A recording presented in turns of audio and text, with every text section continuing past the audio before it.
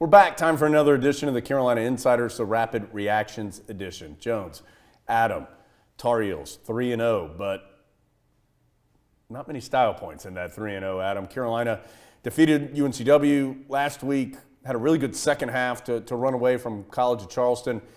Came in tonight against Gardner-Webb, a team, and this is nothing against the Running Bulldogs. I don't think they are the same level of team as UNCW or College of Charleston, and it was down to the end. Carolina wins at 72-66.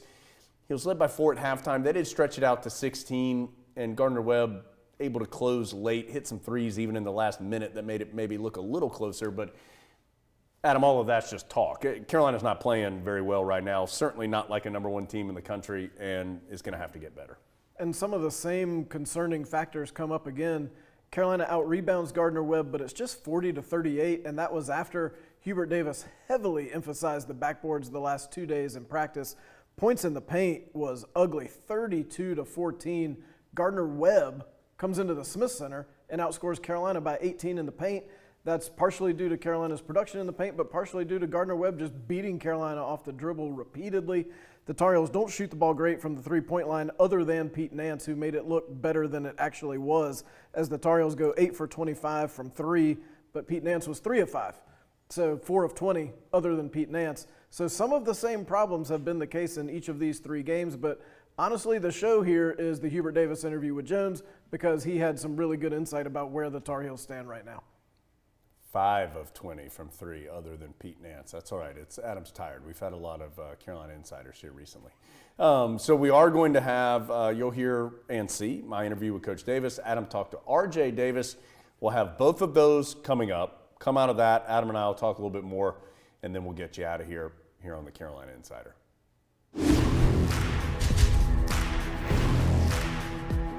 Back inside the Smith Center after Carolina gets the 72-66 win over Gardner-Webb. My name's Jones Angell. I'm alongside the head coach of the Tar Heels, Hubert Davis. We are inside the Continental Tire Coach's Corner. Coach, a tight one tonight. Your team was able to get the lead a couple of times out to double figures, but could never quite get away. Your thoughts on 6-point win this evening?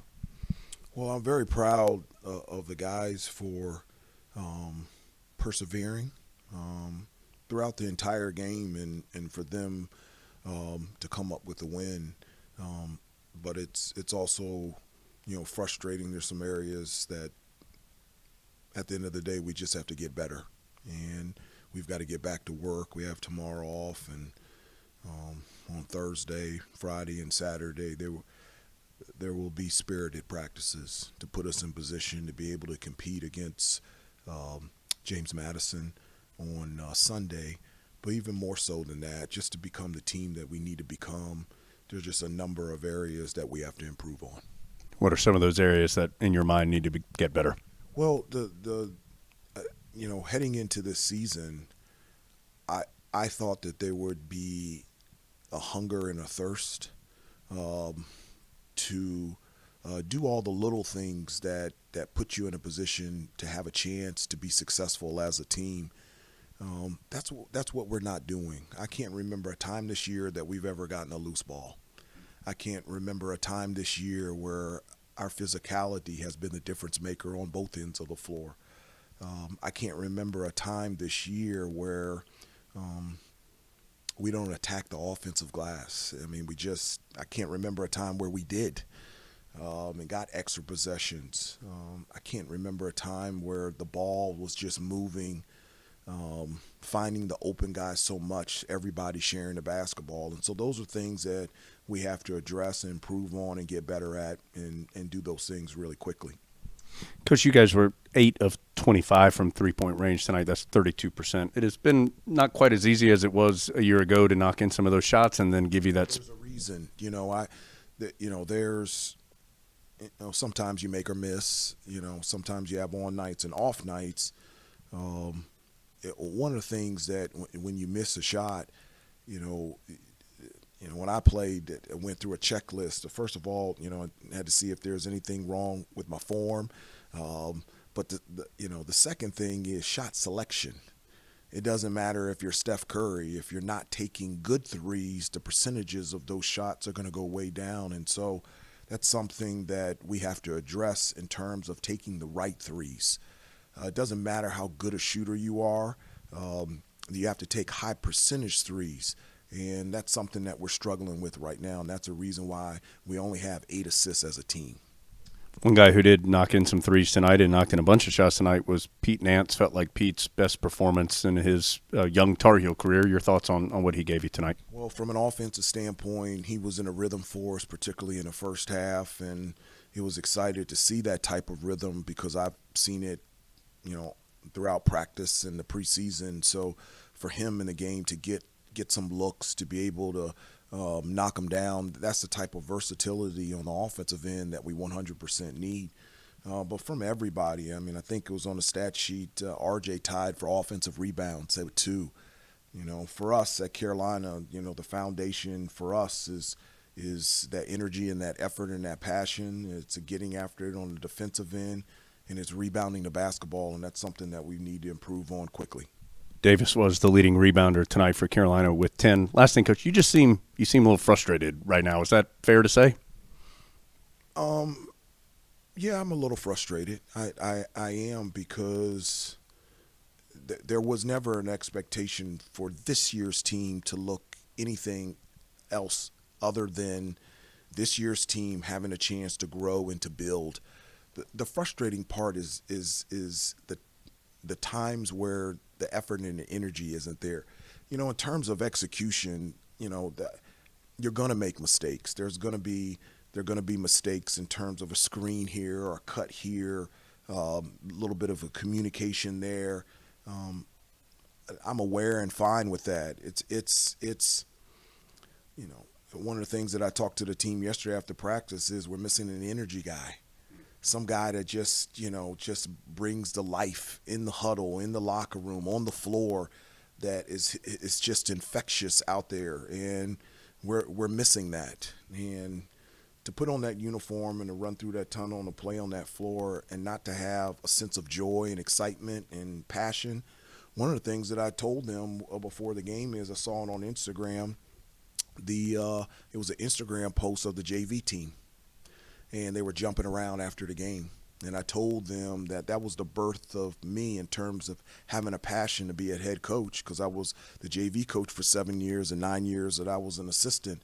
And a lot of people, it's interesting. They said, why was that the birth of your passion? Is because with the JV team, there's no noise. There's no thinking about going to the NBA. There's no NIL talk. There's no meetings with parents and roles. Like, these guys, they just have just a joy and a passion just to put on that uniform and play and be a part of this program. And, the only difference is our guys naturally have been gifted more. And so that's what we've got to have. And that's the thing that hasn't been consistent at the beginning of the season, and that's what's frustrating me right now. Coach, appreciate your time. As always, Carolina moves to 3-0, 72-66 the win tonight. Looking forward to talking with you again soon. All right, thanks a lot, Jones. I appreciate it. That's Hubert Davis, guys, inside the Continental Tire, Coach's Corner. Alongside R.J. Davis after a double-double for R.J. and Carolina's win over Gardner-Webb. R.J., just first of all, your overall impressions of that win. The win's a win. We, battled it out. It wasn't pretty, but, I'm just glad we got the win. The way we persevered and finished through it, through the ups and downs of the game. Not all going to be pretty, but we got a win, so that's cool. Why wasn't it pretty? What kept the offense from getting into a consistent flow for the full 40 minutes? Just the little details that we have to pick up on and fix, and they're all fixable. Just like, attention to details, be on the midline, just being disciplined and just doing what the coaches asked us to do. I think that's what kind of was not there today, was kind of missing. So, once we get there, still in the season, only 3 games in, but, we got to fix it now. Another first half that maybe is not going in the time capsule. What was the message at halftime? We got to change, and it has to start now. It's our time. That's when Coach Davis was preaching, and it starts with us. We got to be I kept telling the guys on practice right before the game, we got to be the first aggressor. Kind of come out nonchalant, sluggish a little bit first half, and that's got to change now. We're going to be playing great teams in the upcoming season, upcoming games. So we got to prepare and be ready. You talked some to your teammates about finding some joy in playing the game. Mm-hmm. Is it harder to do that when you're playing with expectations? Has that been different for these first 3 games?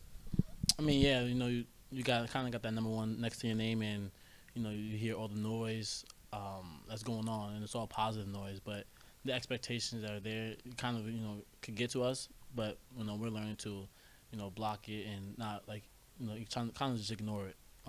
Because it kind of just puts pressure on you. We don't need that right now. We just need to play the game that we love to play, have fun, and do it together.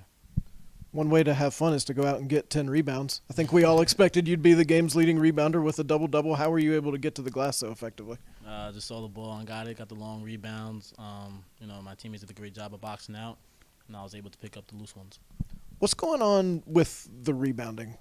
Carolina won 40-38 today on the glass, but it's been fairly even the first 3 games, which we're not accustomed to with the Tar Heels. I think we just got to crash the boards a little bit often. Also, teams they're also coming as well. They're crashing the boards as well. So we just got to have a mindset that people are going to crash the boards, and we got to be physically ready to box them out and go after the ball, get the loose balls.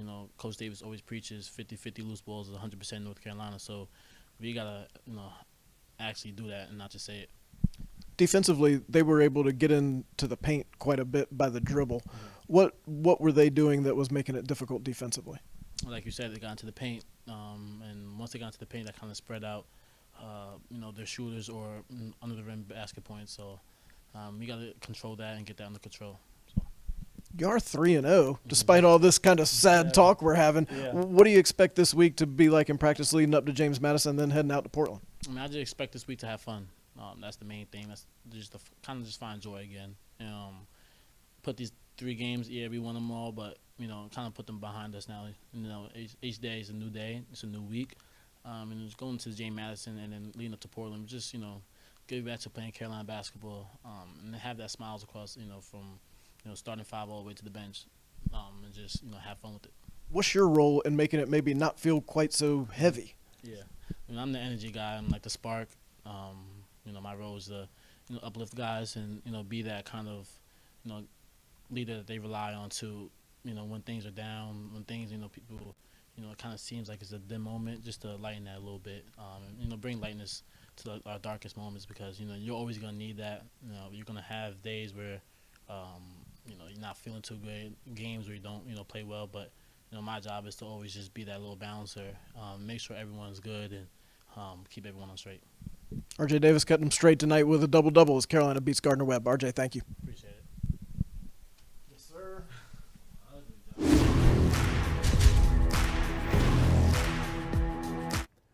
Good stuff there from Coach Davis and RJ and Adam. Obviously, the final comments from Coach Davis, I think, really the summary of where it feels like the Tar Heels are right now. You discussed his comments a little bit more off the air with Coach Davis as well. And the summary kind of comes down to it just feels like the Tar Heels aren't having a lot of fun right now. It's a lot of work right now to be playing Carolina basketball, which doesn't feel like it should be. It never feels like they get on a roll. Like they never have 5 or 6 or 7 or 8 really solid minutes where things are just coming very easily.